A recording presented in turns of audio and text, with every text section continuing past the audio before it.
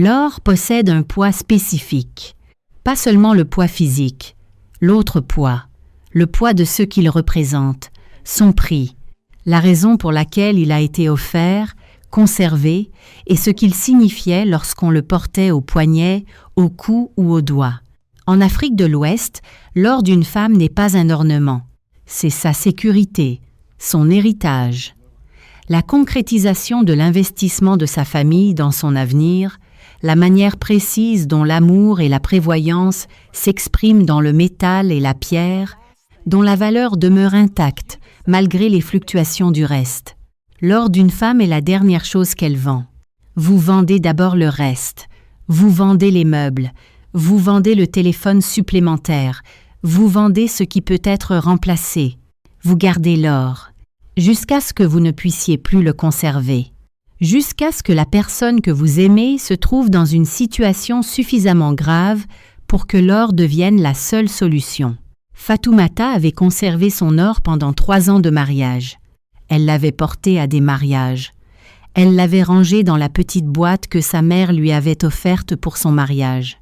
Le soir, elle le touchait parfois. Le bracelet, les boucles d'oreilles, le collier qui avait appartenu à sa grand-mère, avec la tendresse particulière de celle qui comprend ce qu'elle tient entre ses mains.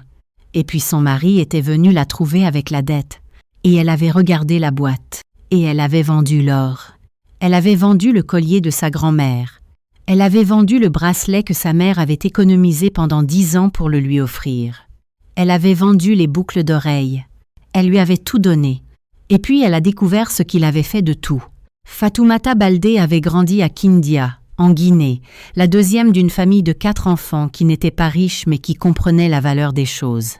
Son père, Mamadou, était marchand de tissus, un métier qui consistait à comprendre ce qui bougeait et ce qui ne bougeait pas, et qui avait bâti une petite entreprise, mais solide, autour de ce savoir. C'était un homme prudent. Il mesurait 2 fois, il ne spéculait pas. Il savait que la construction lente d'un édifice solide valait mieux que la construction rapide d'un édifice fragile. Sa mère, Mariama, était le pilier de la famille, non pas par sa domination, mais parce qu'elle était le point d'ancrage de tout. Elle gérait le foyer avec la même précision que son mari mettait dans ses affaires. Elle avait économisé, elle avait fait des projets.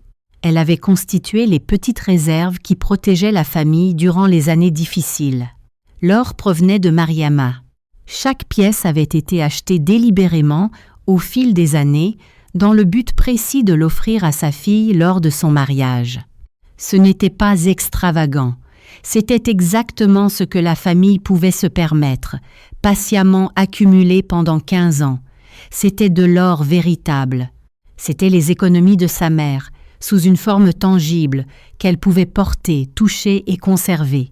Lorsque Fatoumata s'était mariée, Mariama avait placé la boîte dans les mains de sa fille. Elle avait dit « C'est votre sécurité, pas celle de votre mari, la vôtre. Elle ne sera utilisée nulle part, sauf si la situation est grave et que vous décidez qu'elle doit l'être. » Fatoumata tenait la boîte. Elle avait compris. Elle avait conservé l'or pendant 3 ans. Elle avait rencontré Ibrahima Koné lors d'une rencontre professionnelle à Conakry. Elle avait 26 ans. Diplômée en administration des affaires, elle travaillait depuis 2 ans dans une société commerciale du district de Kaloum. Elle excellait dans son travail. La précision héritée de ses parents se traduisait par une aptitude particulière à comprendre les chiffres et les gens et à gérer l'équilibre entre les deux. Ibrahima avait 30 ans. Il dirigeait une petite entreprise de transport, 2 camions, un portefeuille de clients, les prémices d'une activité prometteuse.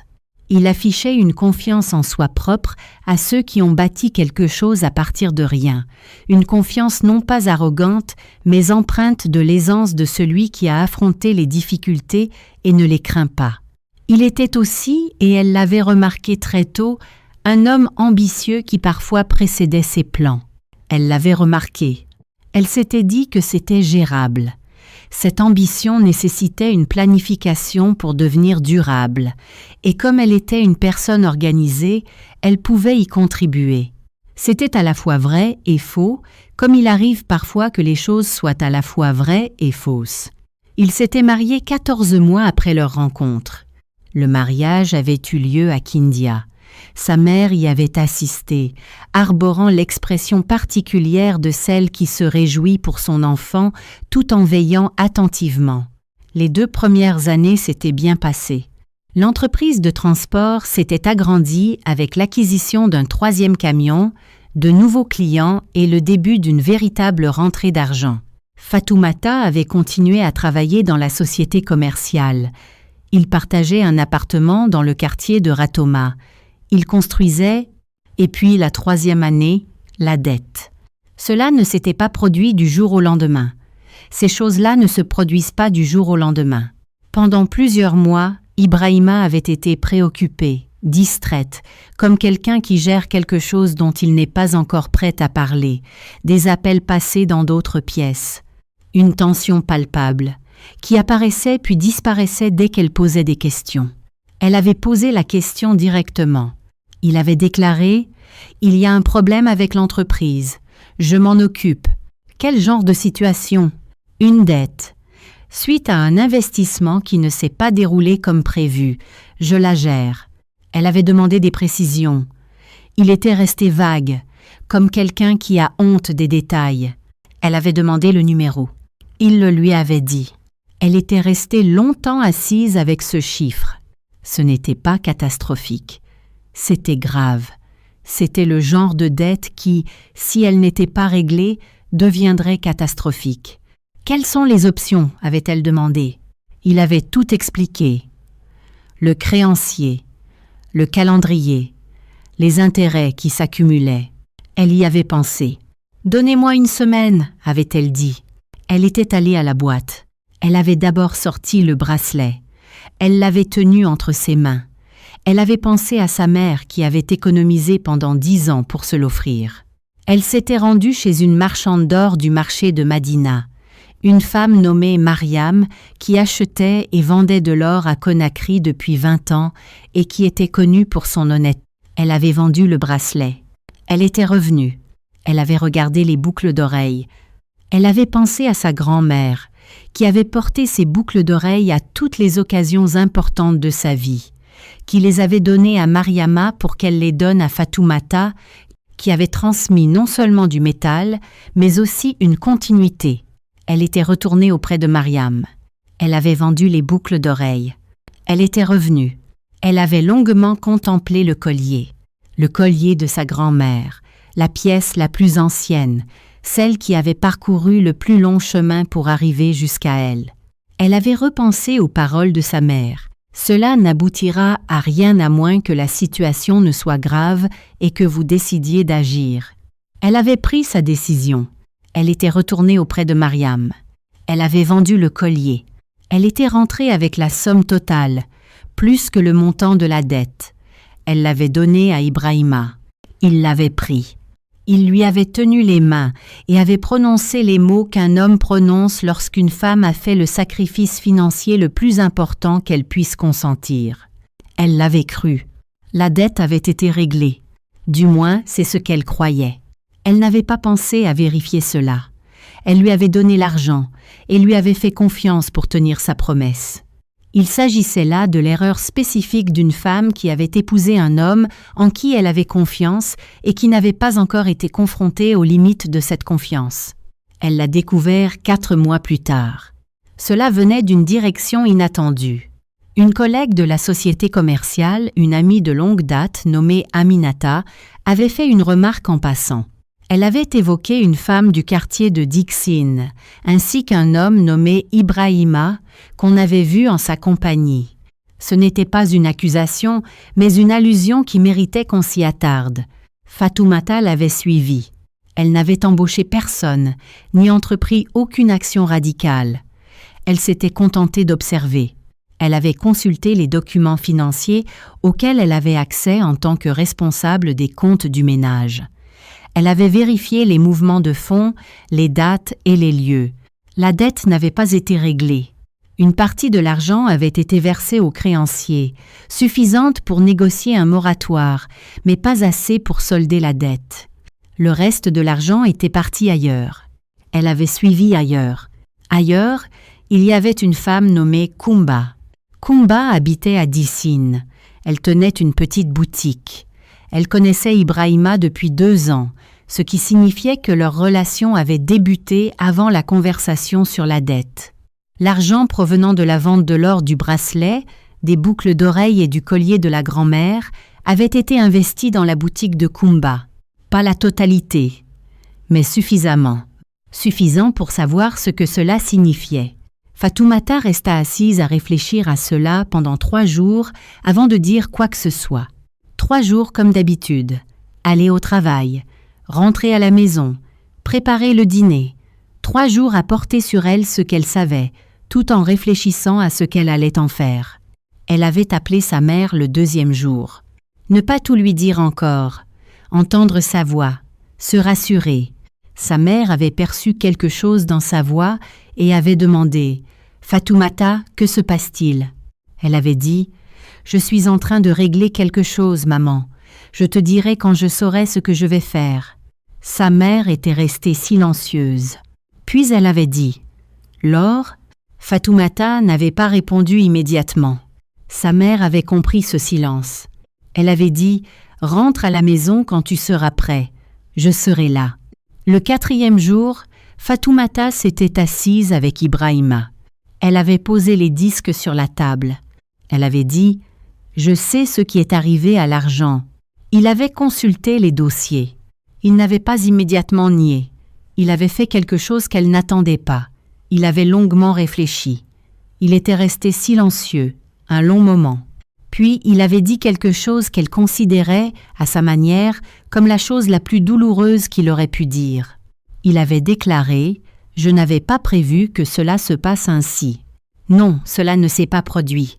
Non, vous avez mal compris. » Il avait déclaré « Je n'avais pas prévu que cela se passe ainsi. » Ce qui signifiait « Ça s'est passé dans ce sens. » Elle avait regardé cet homme.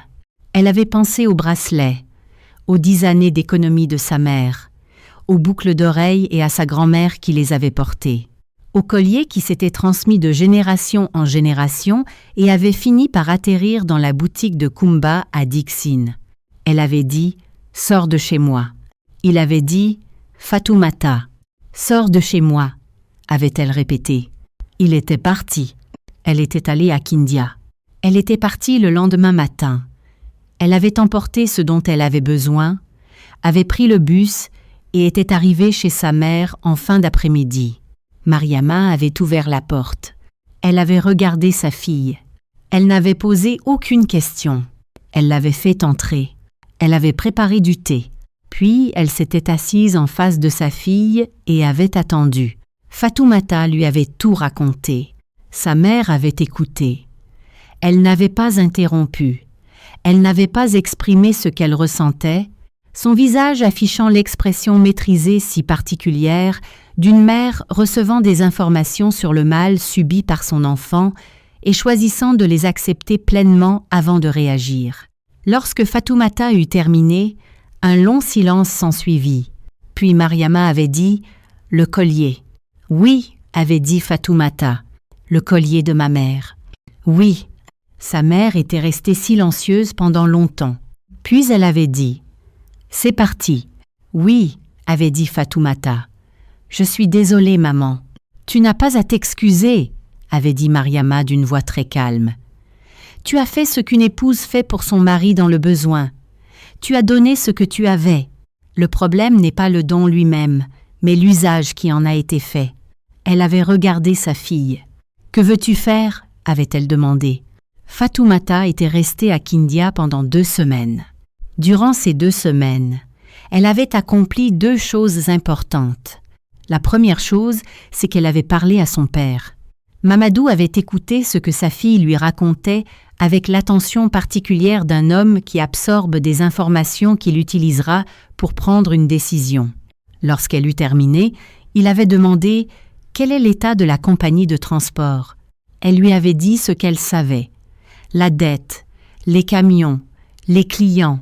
Il était resté silencieux. L'entreprise a de la valeur, avait-il déclaré. Malgré les dettes, Les clients sont bien réels. Les camions sont bien réels. Le problème, c'est la gestion, pas les actifs. Elle avait regardé son père. « Que dites-vous » avait-elle demandé. Il la regardait fixement. « Je dis simplement qu'avant de décider du sort de votre mariage, vous devriez comprendre vos droits, » avait-il déclaré.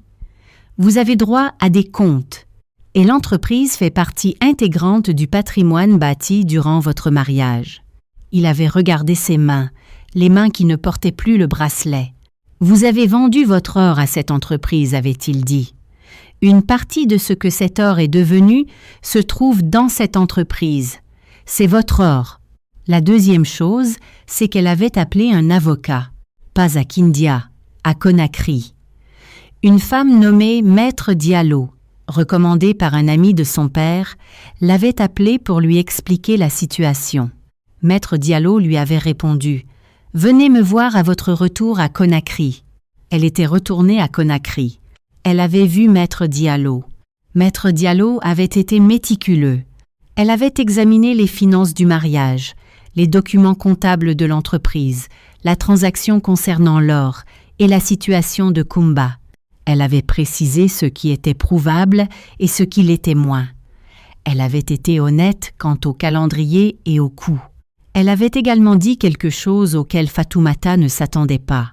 Elle avait dit « Vous gérez les comptes du ménage depuis 3 ans. » « Oui, » avait dit Fatoumata. « Cela signifie que vous comprenez mieux les finances de l'entreprise que la plupart des conjoints dans ce genre de situation. »« Oui, » avait dit Fatoumata. « C'est précieux, » avait dit Maître Diallo. « Pas seulement pour la procédure légale, mais aussi pour la suite. » Fatoumata l'avait regardé. « Que voulez-vous dire » avait-elle demandé. « Je veux dire, » avait dit Maître Diallo avec précaution, « qu'une femme qui comprend les finances d'une entreprise de l'intérieur est capable de la diriger ou d'en créer une. » Elle avait regardé sa cliente. « Ce savoir ne vous quitte pas avec la fin du mariage. » Le règlement avait pris 8 mois. Ibrahima s'était finalement montré plus coopératif que Fatoumata ne l'avait espéré. Non par générosité, mais par la compréhension pratique d'un homme qui avait été pleinement informé de ses risques et qui avait choisi de ne pas se battre contre l'adversité. Fatoumata avait reçu ce qui lui était dû. Non pas l'or lui-même, car il avait disparu, dépensé dans une boutique à Dixine, mais l'équivalent financier de sa valeur, documenté et calculé, et une part de la valeur de la compagnie de transport, non pas la totalité, une part équitable basée sur ce qui avait été construit pendant le mariage et sur sa contribution. Elle possédait une somme d'argent bien réelle. Elle connaissait l'entreprise de l'intérieur. Elle avait 3 ans d'expérience dans la compréhension du fonctionnement des finances d'une entreprise de transport. Et elle entendait la voix de son père lui répéter à l'oreille « L'entreprise a de la valeur malgré les dettes. » Elle n'avait pas commencé dans le transport. Elle y avait réfléchi et avait décidé que commencer dans le même secteur que son mari, même avec des clients et des camions différents, n'était pas ce qu'elle souhaitait. Elle avait commencé par ce qu'elle connaissait. Commerce. Elle avait travaillé 5 ans dans une société commerciale. Elle maîtrisait les chaînes d'approvisionnement, entretenait des relations avec les fournisseurs et connaissait bien les clients. Elle avait ouvert Baldé Trading 6 mois après le règlement. Le nom de son père, ses propres débuts. La première année avait été difficile. Elle s'y attendait. Son père s'y attendait. Il avait dit « La première année est toujours difficile. Ce n'est pas un échec. C'est le prix à payer pour se lancer dans quelque chose de concret. » Elle avait géré cette année difficile avec la rigueur héritée. Chaque franc était comptabilisé, chaque décision mûrement réfléchie. La discipline propre à celle qui avait vu sa mère économiser pendant 10 ans pour acheter de l'or et qui avait compris de cette observation que c'est par l'accumulation patiente de petites décisions judicieuses que se construisaient les choses solides. Au cours de la 2e année, l'entreprise avait trouvé son rythme de croisière. La 3e année, elle avait grandi. Elle avait remplacé l'or. Au début, elle avait d'autres priorités. Mais la 4e année, lorsque l'entreprise fut stable et rentable et qu'elle eut constitué les réserves nécessaires pour réaliser le prochain investissement, elle retourna à Mariam, sur le marché de Madina. Elle avait acheté un bracelet. Elle avait acheté des boucles d'oreilles. Elle avait acheté un collier, non pas celui de sa grand-mère, qui avait disparu, mais un collier en or véritable qu'elle avait choisi elle-même. Elle les avait ramenés à la maison et les avait mis dans la boîte que sa mère lui avait donnée. Elle avait appelé sa mère. Elle avait dit « Maman, j'ai remplacé l'or ». Mariama était restée silencieuse à l'autre bout du fil. Puis elle avait dit « Tout ?» « Tout », avait dit Fatoumata. Sa mère avait émis un son qui n'était pas un mot. Puis elle avait dit « Avec votre propre argent ». « Oui », avait dit Fatoumata, « l'argent que vous avez gagné. » « Oui. » Un autre silence. Sa mère avait alors dit « Bien, maintenant il t'appartient 2 fois. » Elle l'avait compris. Le premier or avait été l'héritage de sa mère, un trésor précieux qu'elle avait reçu. Un or magnifique et authentique, perdu à cause d'un homme qui n'avait pas su le considérer comme tel. Le deuxième butin lui appartenait. Il était le fruit de la colonie, de l'entreprise et de 5 années de gestion rigoureuse d'une affaire qu'elle avait créée en s'appuyant sur le nom de son père et sur ses propres connaissances. Maintenant, c'était à elle 2 fois. Et c'était dans une boîte. Et la boîte n'allait nulle part, à moins qu'elle ne le décide. Ibrahima s'était remariée 2 ans après son divorce. Kumba n'était pas resté. Tout ce qu'il lui avait offert n'avait pas suffi à la retenir. Il avait épousé une autre. Fatoumata avait eu vent de cela par des relations communes. Elle l'avait enregistré. Elle n'avait pas ressenti ce à quoi elle s'attendait. Elle avait ressenti très peu de choses, ce qui l'avait d'abord surprise, puis plus du tout, car la distance spécifique entre la femme qu'elle était lorsqu'elle a vendu l'or et celle qu'elle était devenue avait minimisé certaines choses qui avaient autrefois paru immenses. Le mariage, la trahison, les choix d'Ibrahima et leurs conséquences. Ces choses faisaient partie de son histoire. Il n'était pas présent pour elle. Son présent, c'était son entreprise. Son équipe, désormais composée de 4 personnes, avait été soigneusement recrutée et formée, et tous compétents. Son appartement à Conakry, qu'elle avait choisi et aménagé à son goût. Ses visites à Kindia, où son père l'accompagnait le soir et lui posait les questions précises d'un homme qui suit le travail de sa fille avec un intérêt sincère. La voix de sa mère au téléphone. La boîte qui contenait l'or. Tout cela lui appartient. Tout cela 2 fois. Elle avait été invitée, au cours de la 5e année d'activité de son entreprise, à participer à une table ronde lors d'un forum sur l'entrepreneuriat féminin à Conakry. Le sujet abordé était la résilience financière. Comment les femmes ont bâti des entreprises après des revers financiers. Elle avait participé au panel et on lui avait posé des questions sur ses débuts. Elle avait réfléchi à ce qu'elle allait dire. Alors elle avait décidé de dire la vérité. Elle avait déclaré « J'ai vendu mon or pour rembourser la dette de mon mari. Il a donné l'argent à une autre femme. Et le règlement du divorce m'a permis de démarrer mon entreprise. » La pièce était silencieuse. Puis une jeune femme au 3e rang a levé la main. Elle avait dit « Comment savais-tu que tu pouvais construire quelque chose après avoir perdu autant ?» Fatoumata avait regardé cette jeune femme. Elle avait pensé à son père. L'entreprise a de la valeur malgré les dettes. Elle avait pensé à sa mère. Maintenant, elle est doublement vôtre. Elle avait pensé à Maître Diallo. Ce savoir ne vous quitte pas avec le mariage. Elle avait dit « Je ne savais pas que j'étais capable de construire quelque chose. Je savais que je maîtrisais les notions de commerce et de finance qui m'appartenaient, quoi qu'il arrive.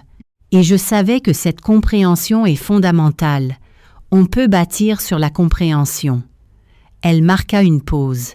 Je savais aussi que j'avais vu ma mère économiser pendant 10 ans pour acheter de l'or et mon père bâtir une entreprise patiemment pendant 30 ans.